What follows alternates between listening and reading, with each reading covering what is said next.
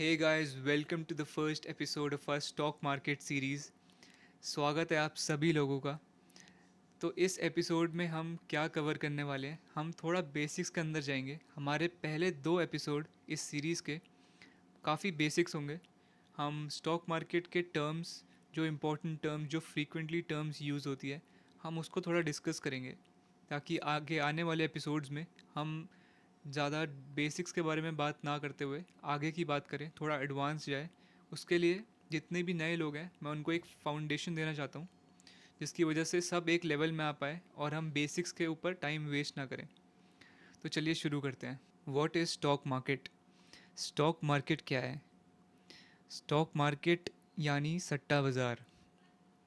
आपने कई लोगों को बोलते हुए सुना होगा कि स्टॉक मार्केट तो सट्टा है, यहाँ तो जुआ खेला जाता है, ये तो गैम्बलिंग है, यहाँ लोगों के पैसे डूब जाते हैं, लोग कर्ज में आ जाते हैं। और मैं कहूँगा ये गलत नहीं है। लोगों के पैसे यहाँ डूबते हैं, लोगों के बहुत पैसे यहाँ डूबते हैं। पर क्या सच में स्टॉक मार्केट गैम्बलिंग है? चलिए समझते हैं। अगर स्टॉक मार्केट गैम्बलिंग होती तो क्या हमें ये लोगों के नाम कभी पता चलते? Let Rakesh Jhunjhunwala sir, Radha Krishna Damani sir, Warren Buffett, Charlie Munger जैसे कई लोग हैं जो मार्केट से बहुत पैसा बनाया है। इन्होंने huge amount of wealth generate करी है एक लंबे टाइम में, और कंसिस्टेंटली इन्होंने ये पैसा बनाया है मार्केट से। तो दिस कैनॉट बी लक। अगर यहाँ पर ये सब लोग कंसिस्टेंटली पैसा बना सकते हैं, इतनी ज़्यादा वेल्थ जनरेट कर सकते हैं, तो यहाँ पे मोर देन लक चाहिए। तो आपको इतना तो समझ में आ गया होगा कि स्टॉक मार्केट से पैसा बनाना एक स्किल है, और ये स्किल बाकी जैसी स्किल्स की तरह ही है, जिसे हमें सीखना पड़ता है, समझना पड़ता है, टाइम देना पड़ता है, एंड देन हमें कुछ अमाउंट ऑफ सक्सेस मिलती है। यहाँ पर कोई शॉर्टकट्स नहीं है, और जिसने भी यहाँ पे शॉर्टकट्स लिए हैं वो हमेशा डूबा है। तो इसी माइंडसेट के साथ हम अपनी सीरीज़ की शुरुआत करते हैं और समझते हैं आज के टॉपिक्स क्या क्या है। तो what are the topics to be covered? हम सबसे पहले बात करेंगे आईपीओ के बारे में। आईपीओ क्या होता है और कंपनी आईपीओ क्यों करती है? कंपनीज़ को फ़ंड की ज़रूरत क्यों है? क्यों कंपनीज़ को फ़ंड की ज़रूरत पड़ती है, हम इसको समझेंगे। इन्वेस्टर्स कैसे कैसे बेनिफिट करते हैं, किस किस तरीक़ों से इन्वेस्टर्स जब इन्वेस्ट करते हैं किसी कंपनी में, तो किस तरीक़ों से वो पैसा बना सकते हैं। एंड देन लास्ट में हम सेबी की बात करेंगे। तो ये सारे टॉपिक्स होंगे हमारे इस वीडियो में, जिसमें हम समझेंगे इनको डीपली। और ये बहुत बेसिक टर्म्स है, पर इनको जानना ज़रूरी है। तो चलिए आगे बढ़ते हैं। आज का हमारा पहला टॉपिक होगा why the stock market exist. Stock market exist क्यों करती है, क्या ज़रूरत पड़ी हमें स्टॉक मार्केट की? तो इस टॉपिक को हम समझेंगे एक स्टोरी के साथ। स्टोरी होगी एक 18 साल के लड़के की, जिसका नाम है राम। राम को कॉफ़ी का बड़ा शौक़ होता है।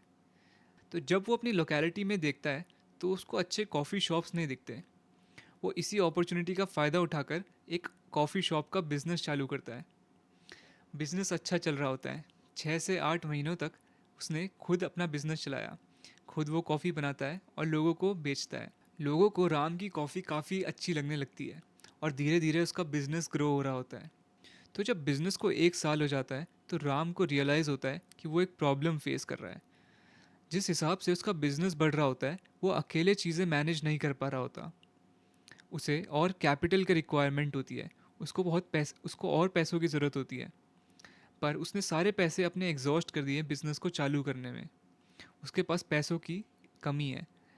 एंड देन वो सोचता है उसको क्या करना चाहिए।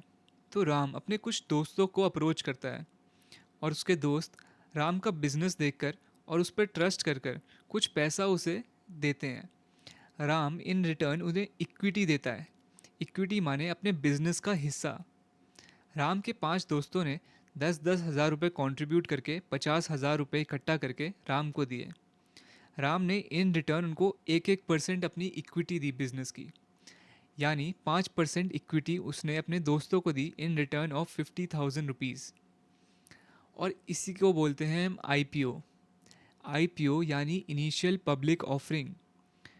ये तब होता है जब बिज़नेस को रिक्वायरमेंट होती है कैपिटल की। जब कोई भी कंपनी पब्लिक से पैसा मांगती है, और वो इन रिटर्न पब्लिक को कुछ परसेंट अपनी बिज़नेस का देती है, उसको हम आईपीओ कहते हैं। तो आई होप आपको आईपीओ अच्छे से समझ में आया होगा। अब हम अपनी स्टोरी को कंटिन्यू करते हैं। तो राम का एक कॉलेज फ्रेंड श्याम, उसने डिस्कवर किया कि राम का बिज़नेस तो बड़ा अच्छा चल रहा है। तो उसने डिसाइड किया कि क्यों ना मैं भी राम का इन्वेस्टर बनूं, क्यों ना मैं भी उसके बिज़नेस में पैसा लगाऊं। पर आईपीओ तो हो चुका होता है, तो वो राम के दोस्तों के पास जाता है जो उसके एग्जिस्टिंग शेयर होल्डर होते हैं। वो उनसे कहता है कि मैं राम की इक्विटी लेना चाहता हूँ और मैं आपको डबल पैसा दूंगा। और वो उनसे वो ख़रीद लेता है। तो अब वो 20,000 रुपये देकर 1% इक्विटी ले लेता है। तो श्याम ने ऐसा क्यों किया? श्याम ने इस एक्सपेक्टेशन में ऐसा किया कि राम का बिजनेस अच्छा चलेगा और फ्यूचर में वो उसको और महंगे प्राइस में बेचेगा। And this is how stock market works. इसी तरह स्टॉक मार्केट चलता है। लोग फ्यूचर की एक्सपेक्टेशन को लेकर अभी बाय एंड सेल करते हैं शेयर को। अगर उन्हें लगता है कि शेयर प्राइस आगे जाके बढ़ेगा तो वो अभी बाय कर लेते हैं। अगर उन्हें लगेगा कि शेयर प्राइस अभी घटने वाला है तो वो सेल कर देते हैं। तो कुछ इसी तरह स्टॉक मार्केट चलता है। अब हम आगे बढ़ते हैं। तो इस स्लाइड में एग्जैक्टली वही लिखा है आईपीओ जो मैंने आपको समझाया। तो आप इसे पढ़ सकते हैं अगर आप चाहें तो। Why do companies need funds? कंपनियों को फ़ंड की ज़रूरत क्यों पड़ती है? ये बहुत लॉजिकल सी बात है। अगर आप सोचें, अगर आप कोई बिज़नेस कर रहे हैं तो आपको फ़ंड की रिक्वायरमेंट क्यों होगी? फ़ंड की रिक्वायरमेंट पड़ती है जब बिज़नेस को ग्रो करना होता है। अगर आपकी डिमांड बढ़ रही है तो आपके पास इनफ सप्लाई होनी चाहिए कि आप सारी डिमांड को केटर कर रहे हैं।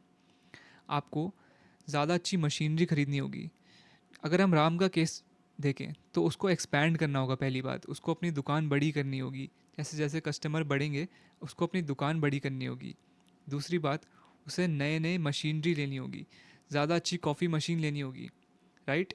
उसको और नए नए स्टोर्स लगाने होंगे जितना बिजनेस उसका आगे जाएगा। तो यही सब चीज़ों को ग्रो करने के लिए कंपनी को फंड की ज़रूरत होती है। तो इसलिए वो आईपीओ करती है। अब हम बढ़ते हैं अपने टॉपिक 2 की तरफ, stock market dynamics. Stock market work कैसे करता है, चलिए। House investors benefit. Investor benefit कैसे कर सकता है? अगर आप किसी शेयर प्राइस को खरीदें, अगर आप कोई कंपनी के शेयर को खरीदें तो आपको किस किस तरीक़ों से पैसा बना के वो दे सकती है। तो पहली बात, अगर आप किसी कंपनी का शेयर लें तो अगर वो कंपनी जितना अच्छा करेगी, जितना अच्छी परफॉर्मेंस देगी, शेयर प्राइस उतना ही ऊपर आएगा क्योंकि डिमांड बढ़ रही होगी।